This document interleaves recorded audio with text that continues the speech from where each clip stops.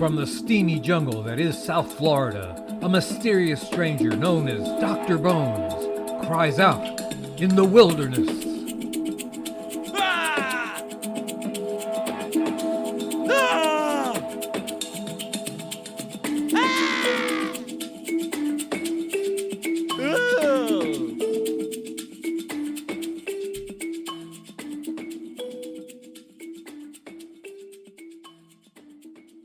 This is the hour of Doom and Bloom. That's right, friends and neighbors. Welcome to Doom and Bloom's Survival Medicine Podcast, a sentinel of security in a salacious world. And the number one show about medical preparedness, mostly because it's the only show about medical preparedness on the interweb. And who am I? Well, I'm Joe Alton, MD, that old Dr. Bones of the award-winning survival website doomandbloom.net. And here's my wonderful co-host, Amy Alton. I'm an advanced registered nurse practitioner and a certified nurse midwife. And purveyor of quality medical kits at store.doomandbloom.net. She's so entertaining, puppies watch videos of her. On this show, you're going to get the conventional medical wisdom, the unconventional medical wisdom, plus absolutely free, excessively long rants from a man that Joe Biden considers a dog-faced pony soldier. Mostly because I'm old enough to have been in the cavalry. But hey, whatever it takes to get your family medically prepared for times of trouble, you're going to hear it right here. But first, you got to listen to this. Absolutely. All information and opinions voiced on the Survival Medicine Podcast are for entertainment purposes only and do not represent medical advice for anything other than post-apocalyptic settings. We strongly urge our audience to seek modern and standard medical care wherever and whenever it is available. Or don't if the world seems just peachy keen to you. But you got to answer me this. Who's going to keep your family safe and healthy when times get tough, when the hospitals are out of commission, when the doctors are long gone, and someone you care about is sick or injured? Well, don't look at me. I'm just some old guy. It's you, old buddy, old pal. You and I both know that when it's least expected, you're elected. So get off your duff and learn some stuff, and why not get some good medical supplies while you're at it? I'll bet Amy can tell you where you can find some. Absolutely. Store.doomandbloom.net. Actually, I have an easier one. If you can remember, altonfirstaid.com. That will take you to the same place, altonfirstaid.com.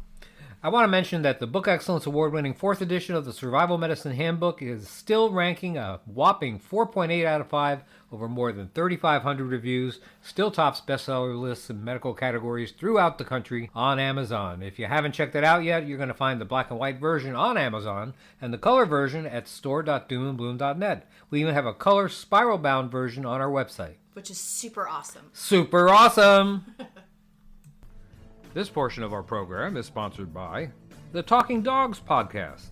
Join Gizmo and Slobbers, two golden retrievers from the future who, thanks to special brain implants, can talk and discuss issues that concern canines of all stripes in today's cat-centric world. Left by accident in the T-4000 time machine while their owner was buying space cigarettes, Gizmo and Slobbers spend their day discussing important questions like, who's a good dog? Who wants to go for a walk? And who's my favorite little buddy? Plus, timely topics like squirrels, evil geniuses, or just evil. Are they worse than ducks? Get your morning woof on with Gizmo and Slobbers. You'll be glad you did. Available on all super futuristic streaming platforms in the 5th dimension.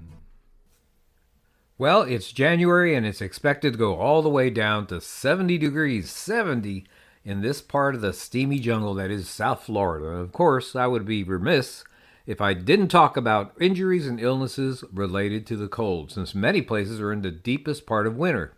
Whether you're in good times or the you-know-what has hit the fan, family medics should know about the effects of freezing temperatures on the human body and what to do if they come upon a victim of hypothermia.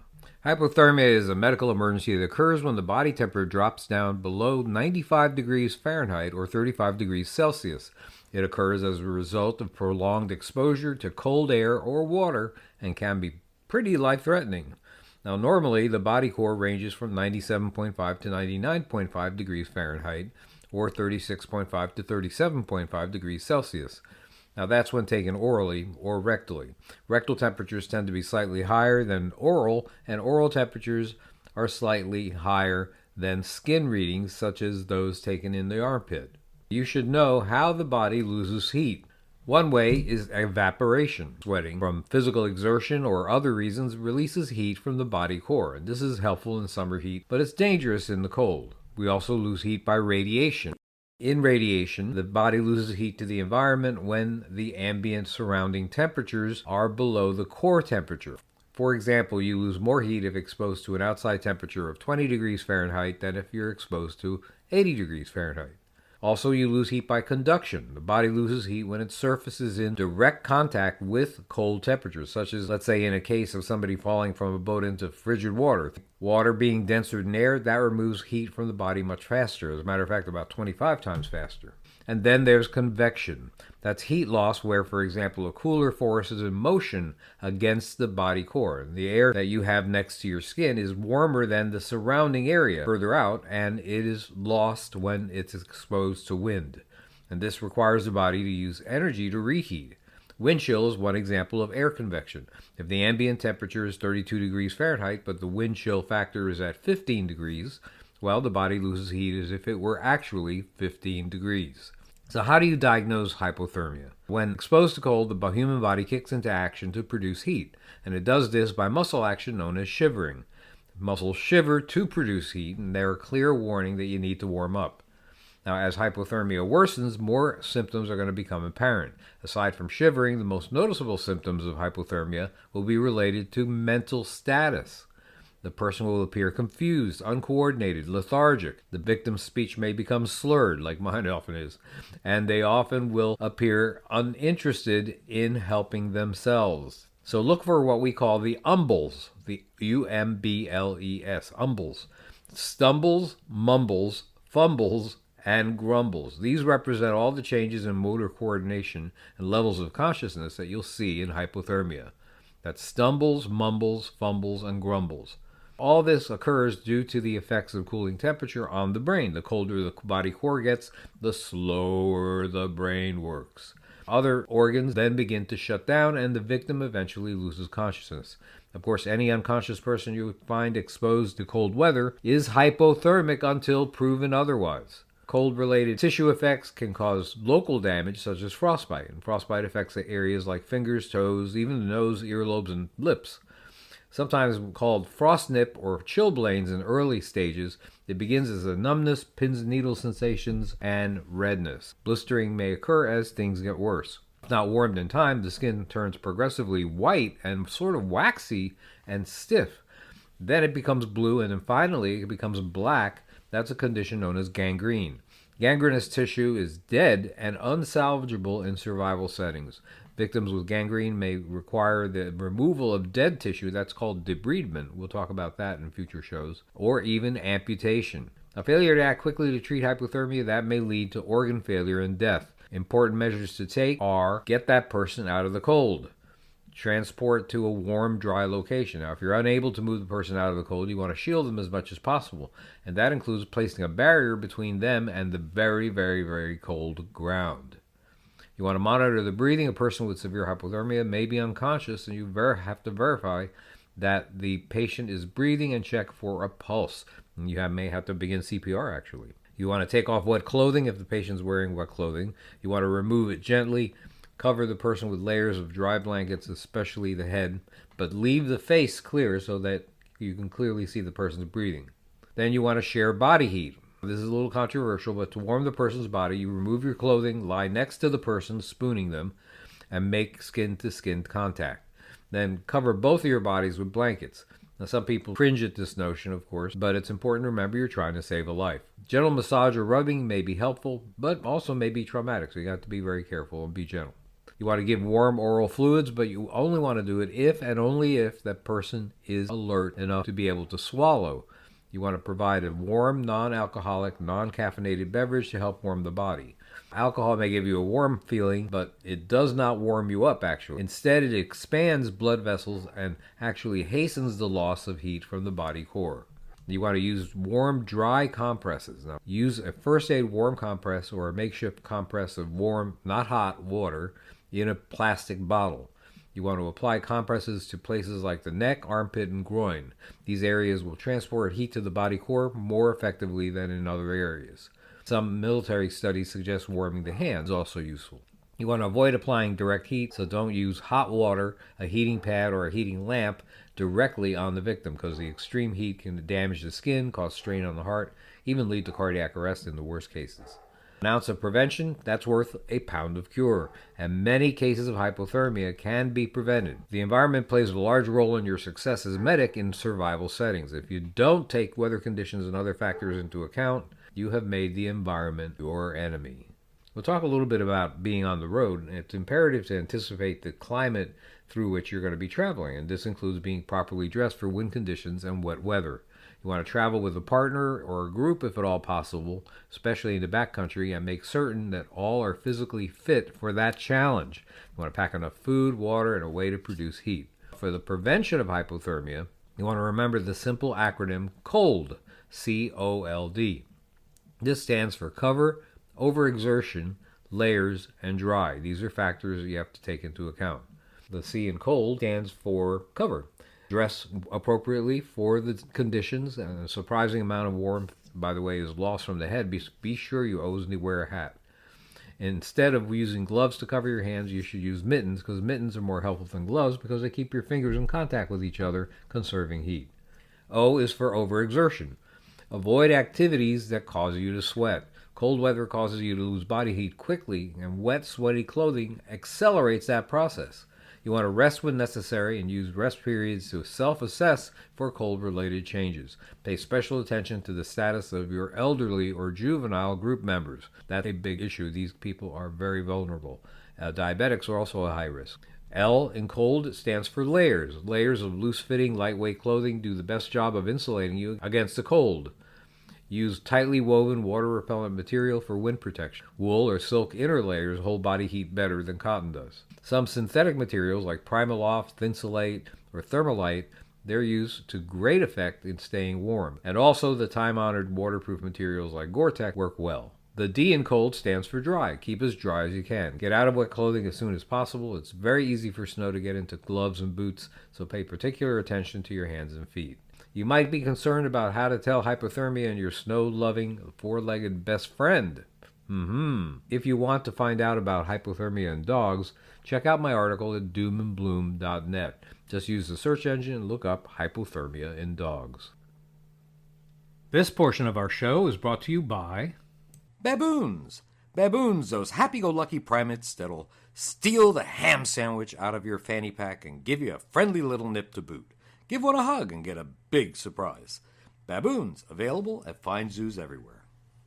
Okay, we're back. Recently, a truck drove into Bourbon Street in New Orleans and ran over a bunch of people, killing 14 and injuring dozens more. This followed hard upon a similar incident where a truck ran into a crowd at a Christmas market in Magdeburg, Germany. That led to the death of at least 5 people, but injured 200 more. Wow. Shortly before that, there was a mass school shooting in Madison, Wisconsin. That makes it sort of clear that there's more than one option open to the deranged maniacs and killers with an axe to grind against their community. And these attacks really aren't unique. In 2021, a driver rammed into a Christmas parade in Waukesha, Wisconsin, killing at least 5 people, injuring 48 others. Another one in 2016 in Nice, France. Well, that actually was like a semi-trailer truck, and that killed 86 people and wounded 434 others. The same year, there was another Christmas market in Germany that wound up having a mass casualty event because of vehicular terror, killing 13 people and injuring dozens. So the use of vehicles to inflict mass casualties is not occurring by accident. The origin of the vehicular terror strategy is sort of unclear, but an English language magazine attached to ISIS once called for vehicle attacks in the West some years ago. Al-Qaeda has also made calls for similar attacks, calling trucks the ultimate mowing machine. The ISIS article that I'm referring said that, and I quote here, though being an essential part of modern life, very few actually comprehend the deadly and destructive capability of the motor vehicle and its capacity of reaping large numbers of casualties if used in a premeditated manner. Vehicles are like knives. They are extremely easy to acquire. Well, that's very true. Most people think that mass casualty terror events are gun-related, but these items are difficult to come by in most countries. That doesn't mean shooting incidents are completely unknown in countries other than the U.S. You can own a gun in Germany, but you have to meet several requirements. You have to be 18 years old or over. You have to have no criminal record, pass psychological and safety exams, have a license, have mandatory insurance, keep it in a locked container, and much more. So it ain't easy. Now, bombs, which are another preferred terrorist weapon, require a lot of expertise to assemble safely, so the average person is not going to be able to use that. Owning or renting a vehicle, however, is much more common, very easy to obtain, and requires little skill to operate. Trucks and cars are pretty darn good at causing mass casualties, and getting a hold of one elicits no suspicion, and there's no nation that actually forbids it. Therefore, those people that are willing to cause murder and mayhem have a blueprint that works anywhere. Few pedestrians pay much attention to traffic on walkways unless they're crossing the street. The speed at which a vehicle can accelerate and turn into a crowd leaves little time for reaction. Hence, the success rate of this type of terror event may surpass even a gunman's ability to cause death and injuries. The increasing number of terror events around the world underscores the increasing need for situational awareness. I've talked about this many times. Situational awareness is the mindset whereby threats are mentally noted and abolished or avoided. Originally a tool for the military in combat, it's now an important strategy for the average citizen in these uncertain times.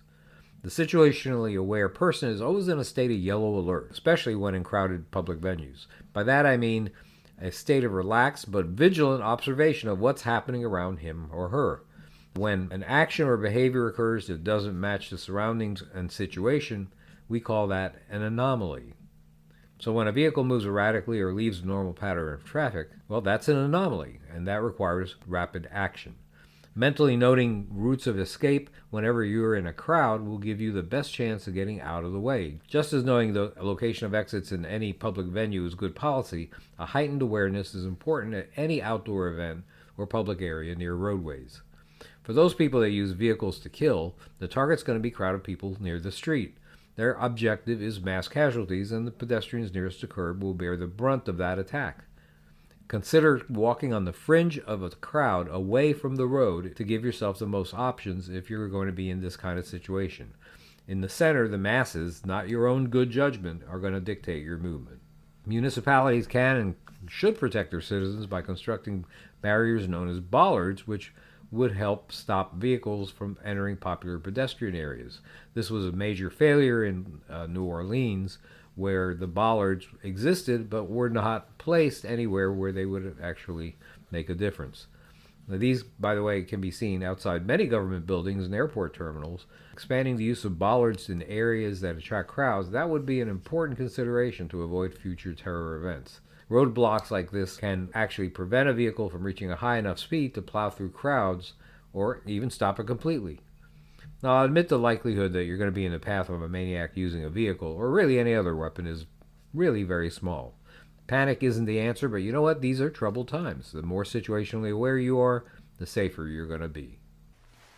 And now, a word from our sponsor. Hello, citizen. Are you feeling low? Don't have it like you used to? Has your get up and go got up and went? Well, consider the wholesome goodness of Prevalaxian Balance, a healthy mix of fruits, vegetables, sleep aids, and Alzheimer drugs in one tiny capsule. Made from probiotic macronutrients, which are processed down to a fine ash, Prevalaxian Balance will give you the pep you need to run that marathon and get a good night's sleep 10 minutes later. Mix with water and you can use it to seal that hole in your canoe. Prevalaxian Balance, your natural road to good health, a better night's sleep, and a higher IQ. Available wherever cure-alls are sold.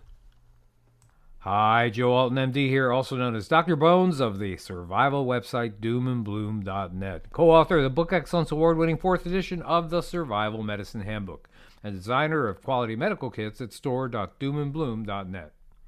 Officials from the Centers for Disease Control and Prevention, the CDC, report that cases of tularemia, an uncommon disease found in rabbits and rodents, have increased by nearly 60% in the U.S. in the last 10 years.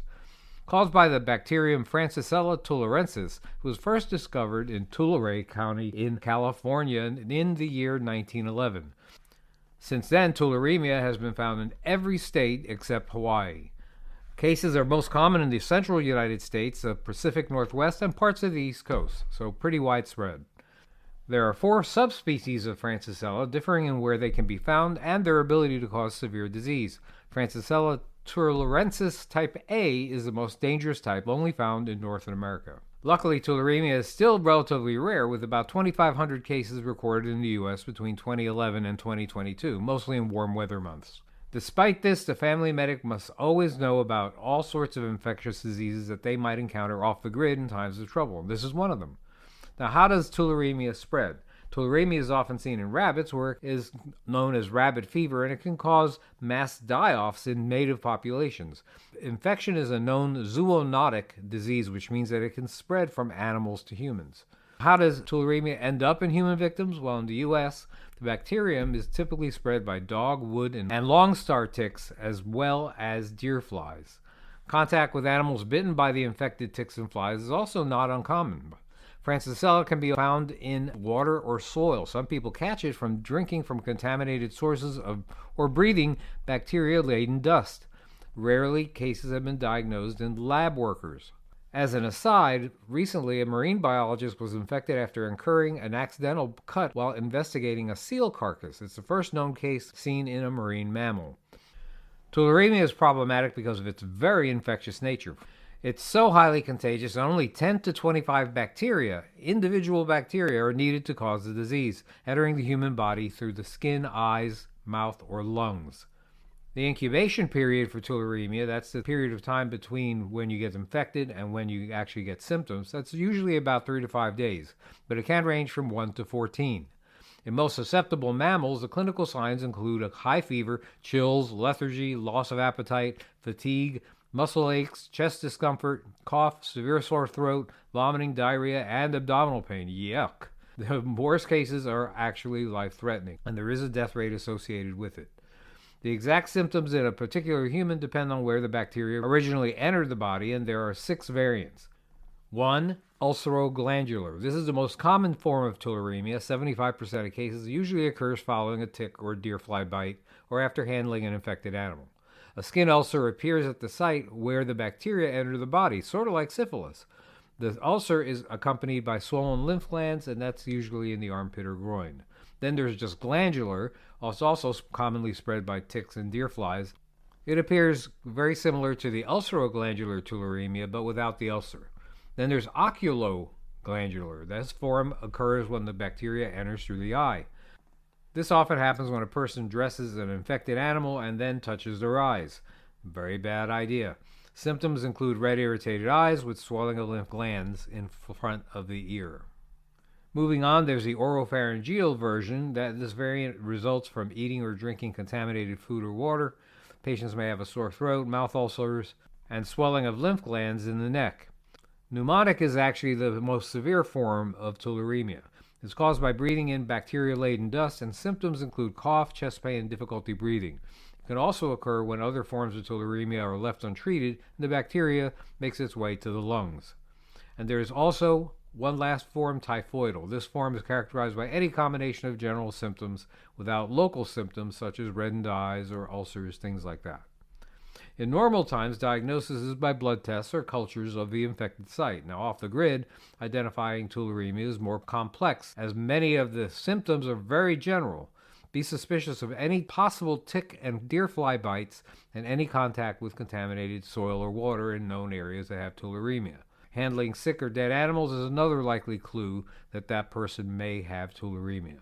The variants that cause a skin ulcer may be easier to diagnose. Bacteria is treatable with antibiotics, and Francisella tularensis is no exception. Streptomycin, gentamicin, doxycycline, or ciprofloxacin, these are all possibilities for being effective treatments against the disease. You have to remember that all of these drugs have side effects, so they should be studied in more detail. You might consider our antibiotic book, Alton's Antibiotics and Infectious Disease, for more information. We also have the dosages and methods of administration in there as well. How do you prevent it? Well, when hiking, hunting, camping, or working outdoors, it's important to avoid the bites of ticks and deer flies.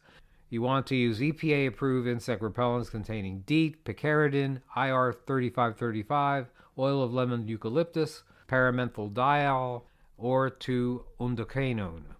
Of course, you should always follow the instructions for each of these products. You should wear long pants, long sleeves, and long socks in areas where there are a lot of ticks and deer flies. You want to keep them off your skin. You want to remove attached ticks promptly with fine-tipped tweezers. In addition, don't drink untreated surface water and stay away from blowing dust in areas where tularemia has been reported, or use a mask. Closer to home, avoid mowing over dead animals when you're landscaping. Check the area carefully before you do any yard work. And if you hunt and keep rabbits, prairie dogs, muskrats, hamsters, other related animals, you want to use gloves and perhaps masks. Cook any game meat thoroughly before you eat it. Pets like domestic cats are actually very susceptible to tularemia, have been known to transmit the bacteria to humans. At present, however, no evidence of human-to-human transmission exists. There's also no vaccine available to the general public at the present time.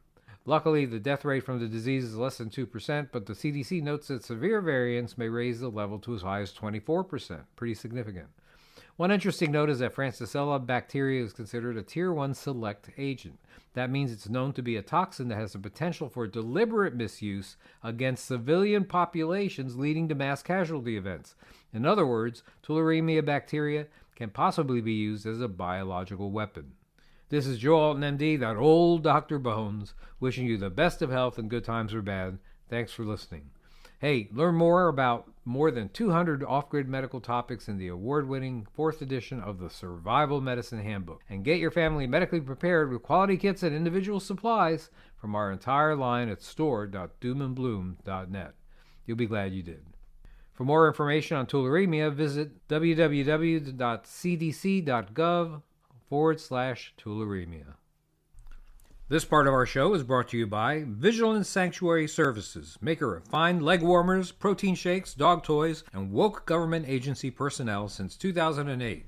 Let Vigilance set up safe spaces in your snowflake college kids' dorm rooms to protect them from dangers like Fox News and evil orange men. Count on Vigilance to prevent the real world from invading your little ragamuffins environment. Getting a job and working for a living? So unnecessary when their parents' house and refrigerator will do just fine.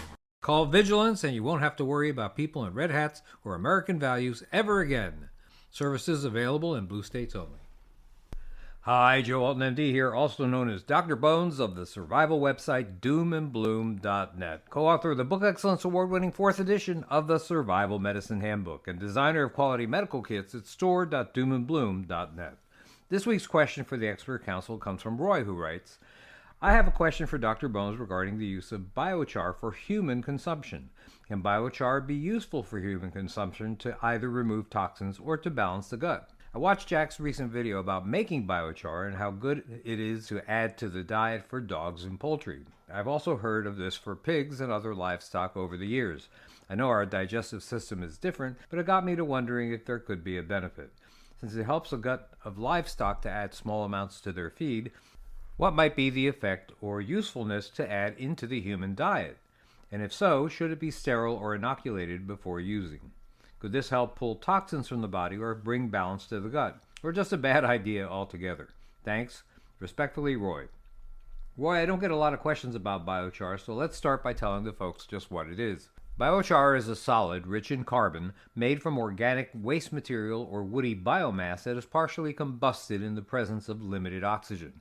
The qualities that make up biochar vary depending upon the material that it comes from, such as timber slash, corn stalks, manure, your grandmother, just kidding, of course, and the temperature at which the combustion occurs. The various materials and methods to produce biochar result in a wide variety of chemical and physical properties across the biochar products. To understand the properties of biochar, users should know what it was made from, called the feedstock, and the temperature at which it was made, anywhere from 300 to 700 degrees centigrade, or Celsius. The primary ingredient is a stable carbon that can persist in soils for years or decades, some even say millennia. Biochar can be used as a soil amendment by itself, or it can be blended with other soil amendments to address a wide range of environmental, agricultural, and forestry challenges. Using the right biochar can improve soil health, remediate polluted soils, lower greenhouse gas emissions, and improve soil moisture. Google the Pacific Northwest Biochar Atlas to find out more about its agricultural benefits. But that's not what you're asking me, Roy. You're asking me if it's a good idea to eat it, with the goal being to pull toxins from the gut like you might do with activated charcoal or bring, as you say, balance to the gut. The short answer is yes, biochar that is produced at the highest temperatures, 700 degrees Celsius or more, is non-toxic and can be eaten. Jack tells me he has eaten it and says it tastes like nothing if processed correctly. He feeds it daily to livestock and believes that it has improved health, egg quality, and has reduced feed consumption by about 20% at the same time. Climate activists also believe it decreases methane emissions by ruminant livestock like cattle. It doesn't, however, seem to have an advantage over activated charcoal for human health, and I would consume it no more than, let's say, once a week. It seems to me also to probably cause constipation if consumed much more frequently than that. Biochar differs based on the feedstock used to make it. If there are toxins in the feedstock and you didn't process it right, they may still be there. Also, there are concerns about the use of large quantities, as the hydrocarbons like PAHs pose an eventual increased risk of certain cancers and also decrease the effect of important human medications, as it binds them as it would a toxin. So what's the difference between biochar, carbon, and activated carbon products? These are all termed bio-based carbons. Mostly it's the end use. Biochar is used for agriculture, charcoal for heating and cooking, and activated carbon for filtration and purification. The USDA National Organic Program, the NOP, has approved the use of activated charcoal as a synthetic substance allowed for use in organic livestock production. I would say it's used more in Europe than here, but it's not uncommon in the US. Terms can be misleading since charcoal is most commonly associated with grilling, which may give the impression that you can simply grind up your charcoal briquettes and use them as biochar. This is not necessarily the case. Charcoal briquettes for grilling can contain additives such as ignition accelerants, and these are not found in biochar and can be even toxic to plant growth. So, Roy, limited consumption of biochar is acceptable, and some have used it that way for decades, but it may not have an advantage over other activated charcoal or carbon products. It might cause constipation and could decrease the effectiveness of meds if taken at the same time. Putting it in your livestock feed or amending your soil with it might be a more effective use. This is Joe Alton, MD, that old Dr. Bones, wishing you the best of health in good times or bad. Thanks for listening. Hey, learn more about more than 200 off-grid medical topics in the award-winning 4th edition of the Survival Medicine Handbook, and get your family medically prepared with quality kits and individual supplies from our entire line at store.doomandbloom.net. You'll be glad you did. Portions are sponsored by Greg's Gut Felt. Made from the intestines of unicorns, Greg's Gut Felt is the softest, smoothest felt available on the market today.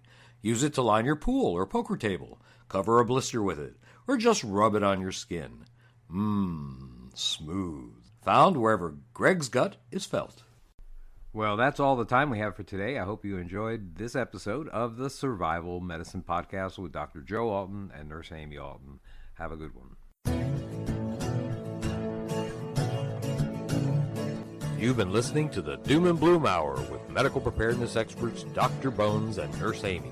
Check out our website at www.doomandbloom.net for hundreds of informative articles about survival medicine, gardening, natural remedies, medical supplies, and lots of other good stuff. Contact us, send your email to drbonespodcast@aol.com or use the contact form on the main page of the website. See you next week.